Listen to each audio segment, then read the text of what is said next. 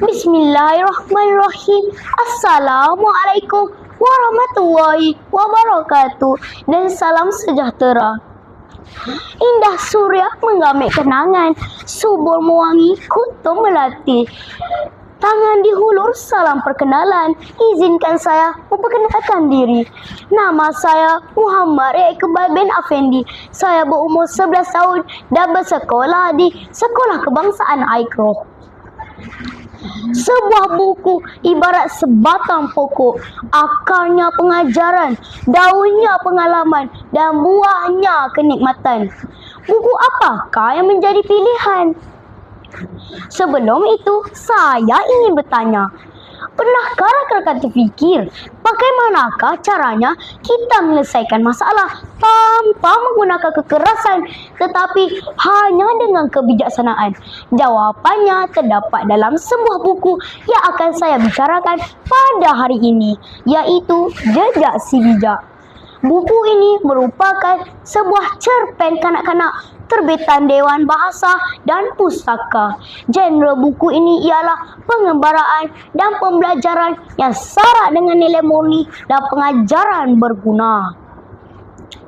Hadirin sekalian, buku Jejak Si Bijak mengisahkan tentang seorang kanak-kanak yang dikenali sebagai Si Bijak. Seperti namanya, Si Bijak melalui pelbagai cabaran yang memerlukan mereka berfikir secara mendalam dan bertindak dengan berhati-hati. Sepanjang perjalanan mereka, setiap masalah tidak diselesaikan secara tergesa-gesa. Sebaliknya, mereka berbincang, saling bertukar pendapat dan menggunakan kebijaksanaan untuk mencari jalan penyelesaian terbaik. Hal ini menunjukkan bahawa kejayaan hanya dapat dicapai melalui pemikiran yang matang dan kerjasama yang erat. Hadirin sekalian, Si Bijak digambarkan seorang pemimpin yang baik. Dia sentiasa tenang ketika berhadapan dengan masalah dan tidak mudah panik. Sikapnya yang berani dan bijak menyebabkan rakan-rakannya menaruh kepercayaan kepadanya. Selain itu, Si Bijak juga sentiasa memberi galakan kepada rakan-rakannya agar tidak mudah berputus asa. Watak rakan-rakannya pula dilukiskan sebagai kanak-kanak yang setia, bertanggungjawab dan suka membantu. Walaupun masing-masing mempunyai kelemahan, mereka tetap bekerja sama demi mencapai tujuan bersama. Ini membuktikan bahawa kejayaan tidak boleh dicapai secara bersendirian. Sebaliknya, memerlukan usaha berpasukan. Antara nilai murni yang dapat saya pelajari daripada buku ini ialah: yang pertama, berfikir sebelum bertindak; kedua, kerjasama dan semangat berpasukan; ketiga, keberanian dalam menghadapi cabaran; keempat, kesabaran dalam menyelesaikan masalah; dan yang kelima, tidak mudah berputus asa.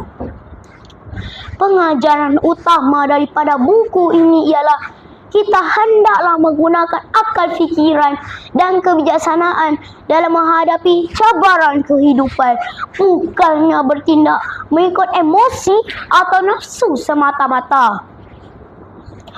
Hadirin yang dikasihi, kelebihan buku Jejak Si Bijak terletak pada jalan ceritanya yang menarik serta bahasanya yang mudah difahami. Cerita ini bukan sahaja menyeronokkan, malah mampu merangsang pemikiran pembaca untuk berfikir secara kritis dan kreatif. Buku ini juga sesuai dibaca oleh semua tahap, sama ada kanak-kanak atau remaja, kerana mesejnya jelas dan mudah disampaikan. Sebagai kesimpulan, buku Jejak Si Bijak merupakan sebuah bahan bacaan yang sangat berfaedah dan wajar dijadikan contoh kepada murid sekolah yang menjalani kehidupan yang penuh cabaran. Melalui pembacaan buku ini, kita dapat membentuk sikap bijak, berani serta bertanggungjawab dalam diri kita. Saya amat mencadangkan buku ini kepada rakan-rakan kerana ia bukan sahaja menghiburkan, malah penuh dengan pengajaran yang boleh diaplikasikan dalam kehidupan seharian. Sekian sahaja bicara buku daripada saya. Wabillahi taufiq wal hidayah. Wassalamualaikum warahmatullahi wabarakatuh. Terima kasih.